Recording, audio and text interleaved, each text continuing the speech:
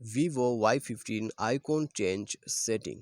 नमस्कार दोस्तों, स्वागत है आप सभी का तेकीराज यूट्यूब चैनल पर। तो दोस्तों, आज के इस वीडियो पर मैं आपको बताऊंगा कि कैसे आप जो है वीवो के फ़ोन पे आइकॉन चेंज कैसे कर सकते हैं। ठीक है, तो आइकॉन चेंज यहाँ पर कैसे होते हैं और आइकॉन का जो साइज़ वगैरह है उनको कैसे चेंज किया जाता है, आज के इस वीडियो पर हम देखने वाले हैं। ठीक है, आइकॉन के रिगार्डिंग पर कुछ सेटिंग्स है जो मैं आपको शो करके बताऊंगा। यदि दोस्तों आपको सेट करना है तो आप फॉलो करके सेट कर सकते हैं। और आइकॉन को कम्प्लीटली चेंज करना है आपको, तो कैसे आप वो भी कर सकते हैं, आज की इस वीडियो पर हम ये भी देखने वाले हैं। ठीक है, तो दोस्तों वीडियो शुरू करने से पहले जाके चैनल को सब्सक्राइब जरूर करें। साथ ही साथ यदि आप ऑनलाइन से पैसा कमाना चाहते हैं, उसके लिए दोस्तों हमने वीडियो डिस्क्रिप्शन पर लिंक दे रखा है, आप जाके चेकआउट कर सकते हैं। और किसी भी प्रॉब्लम के रिगार्डिंग पर आप हमें ट्विटर पर फॉलो करके मैसेज कर सकते हैं। तो चलिए वीडियो यहाँ पर शुरू करते हैं।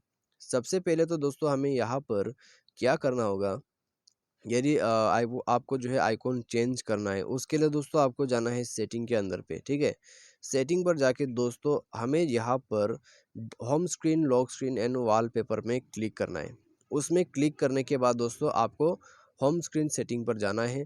यहाँ पे दोस्तों आपको मिल जाएगा राउंडेड कॉर्नर्स ऑफ आइकॉन्स। ठीक है, यहाँ से आप आइकॉन्स को चेंज कर सकते हैं। आप देख सकते हैं आपको कितना स्क्वायर शेप चाहिए आइकॉन पे, वो आप यहाँ से सेट कर सकते हैं। और आपको पूरा राउंड शेप चाहिए आइकॉन पे, वो आप यहाँ से सेट कर सकते हैं। ठीक है, तो इस प्रकार से दोस्तों आप यहाँ पर आइकॉन का जो कॉर्नर्स है उनको सेट कर सकते हैं। लेकिन कम्प्लीटली चेंज अभी भी नहीं होगा। यहाँ नीचे पे आप जो है साइज चेंज कर सकते हैं। ठीक है, लेकिन हम यहाँ पर बात करें आइकॉन चेंज करने का, उसके लिए दोस्तों हमें जाना है थीम पर।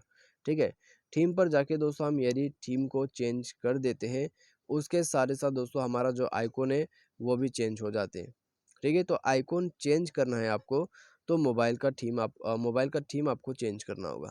ठीक है, तो आइकॉन चेंज करने के लिए आपको मोबाइल थीम चेंज करना है, तब जाके आपका आइकॉन वगैरह चेंज हो जाएगा।